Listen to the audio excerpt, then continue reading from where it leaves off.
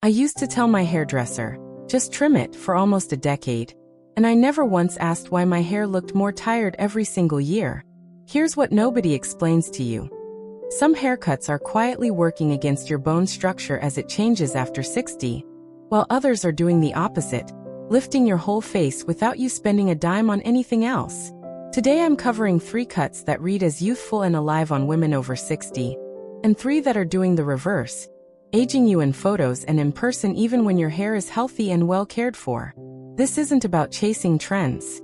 It's about knowing which shapes work with your face now, not the face you had at 35. I researched the haircuts, colors, and styling choices that actually change how women over 60 are perceived, so you get answers that hold up, not guesses. If you haven't already, hit subscribe. I cover this every week. Part 1. The blunt bob that's cutting years off your face. Most women think a bob has to be short to look modern.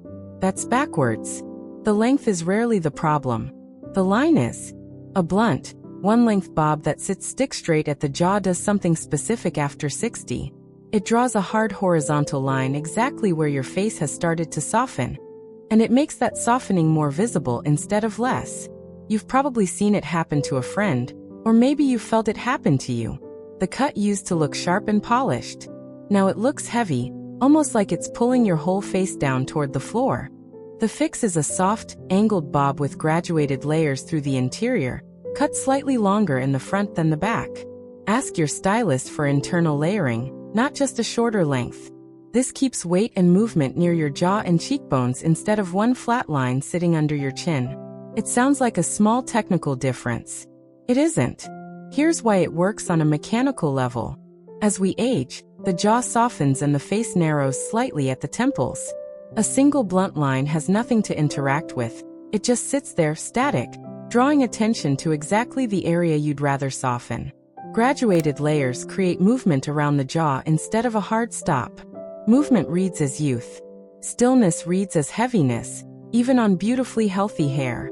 The first time I saw this fix done properly, a woman I'd been talking to for weeks came back from her appointment, and I almost didn't recognize her walking in. Same hair color, same length roughly, but her whole face looked lifted, like someone had turned the lights up. That's the snapback moment stylists don't always explain to clients. You're not adding volume, you're changing where the eye lands first. When you sit down for this cut, say these exact words: soft graduated layers through the interior, face-framing pieces left slightly longer at the front. That phrasing matters because layers alone can mean almost anything to different stylists. Being specific gets you the shape you actually want instead of a version that's technically layered but still reads flat from across a room. What changes once this is done isn't subtle. In photos, the jawline softens instead of sharpening into a shelf. In person, people tend to comment on your hair looking lighter or fresher, even though the length barely moved. That's the layering doing quiet work you don't have to think about every morning. Before, a stick straight, one-length bob sitting heavy at the jaw, drawing a hard horizontal line across the lower face.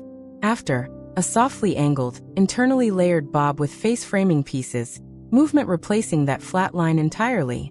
There's a second cut almost as common as the blunt bob, and it's just as sneaky, because it's usually recommended as the safe, low-maintenance option. Part 2. The pixie mistake and the cut that fixes it. There's a version of the pixie cut that gets recommended to almost every woman over 60, and it's often the wrong one. It's the overly cropped, tight to the scalp pixie with barely any length left on top. This cut can be striking on the right face, but on most women past 60 it does something unexpected. Without enough length on top to create height and shape, the eye goes straight to the scalp and the shape of the skull instead of the face. It can read severe rather than elegant, especially under regular indoor lighting where shadows sit differently than they used to. The fix is a longer, textured pixie with extra length left through the crown, styled with a slight side sweep instead of pushed straight back.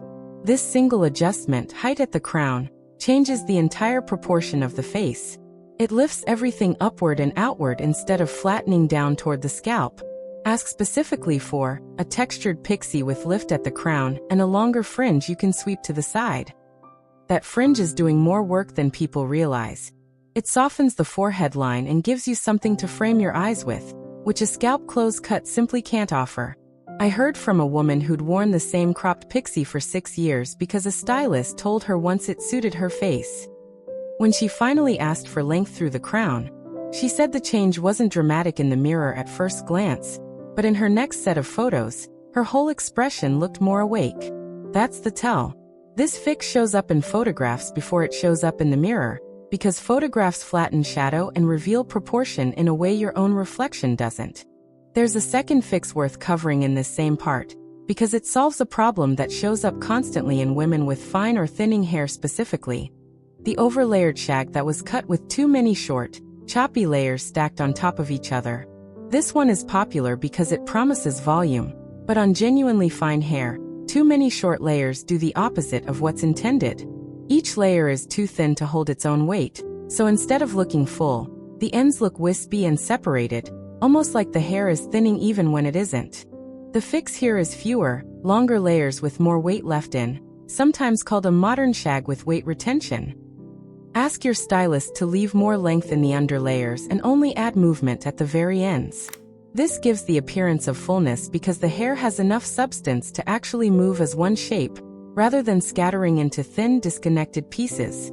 Before, an overlayered shag with too many short choppy layers, ends reading thin and wispy. After, a longer, weight-retained shag with movement concentrated at the ends only, reading full and cohesive. Up next is the color mistake that undoes every one of these cuts if you're not paying attention to it. Part 3. The length that's quietly draining your face. Long, past the shoulder hair with minimal shaping is one of those cuts that feels safe because it's familiar. You've likely worn some version of it for decades. But after 60, uncut, unshaped length behaves differently than it did at 30. Hair naturally loses density with age, and long hair without face-framing layers just hangs, pulled down by its own weight, with nothing happening near the face to counteract gravity. The result is a flat, tired appearance even on hair that's perfectly healthy, simply because there's no shape doing any work near the features that matter most, your eyes and cheekbones. You don't have to cut it short to fix this. The fix is long face-framing layers starting at the cheekbone, paired with soft curtain pieces around the front. This keeps the length you love while giving the front section its own shape, something that moves independently and catches light near your face instead of one solid mass hanging straight down. Say this to your stylist. Long layers starting at the cheekbone, with soft curtain pieces at the front, keep the length in back. That last part matters. You're not sacrificing length, you're just giving the front 20% of your hair a different job to do. A woman in her late 60s told me she'd resisted this for years because she associated any layering with getting a shorter, older lady haircut. When she finally tried face-framing layers while keeping her length, her reaction in the chair was almost disbelief. She said it was the first time in years her hair looked like it was doing something on purpose instead of just existing on her head. That's exactly the shift this creates. Hair that reads as styled rather than simply grown out. What changes practically is how the hair behaves day to day, not just how it looks freshly styled. Face-framing layers fall back into place after you run your hands through your hair or step outside in wind, because they're cut to move as their own section. Solid, unlayered length just goes wherever gravity takes it and stays there, flat, for the rest of the day. Before, long, unlayered hair hanging flat with no shape near the face. After, long hair with face-framing layers from the cheekbone and soft curtain pieces, keeping the length while giving the front its own movement. I haven't told you the one color choice that can undo every single cut we've covered so far, and it's more common than you'd think. Part 4. The fringe mistake that's sneaking in everywhere. A heavy, straight-across, eyebrow-skimming fringe has made a comeback online, and stylists get asked for it constantly by women in their 60s and 70s wanting to look current. On a smooth, unlined forehead, it can look sharp. On a face with natural texture and expression lines, a hard straight line does something almost nobody expects. It isolates the forehead from the rest of the face, and makes the line itself the first thing anyone notices. Instead of framing your eyes, a heavy blunt fringe competes with them. It sits like a separate object rather than blending into the rest of your style, and it tends to draw the eye upward to a single horizontal line instead of across your whole face. The fix is a soft, side-swept, wispy fringe that's longer through the center and shorter toward the temples, Blend it into the rest of the style rather than cut as one separate block. This kind of fringe moves with your hair instead of sitting as a flat panel across your forehead, and the graduated length means there's no single hard line for the eye to catch on. Ask for a soft side-swept fringe, longer in the center, blended into the layers, not cut straight across. Blended is the key word. It tells your stylist to connect the fringe visually to the rest of your cut, instead of treating it as its own separate piece. The change this makes is almost entirely about softness. A blended, side-swept fringe drapes slightly over the brow bone, and moves when you turn your head, which keeps attention moving across your whole face instead of parking on one straight line. Women who make this switch often say the biggest difference isn't how young they look, it's how approachable and warm their expression reads in casual photos, the kind taken at dinner or on a walk, not posed portraits.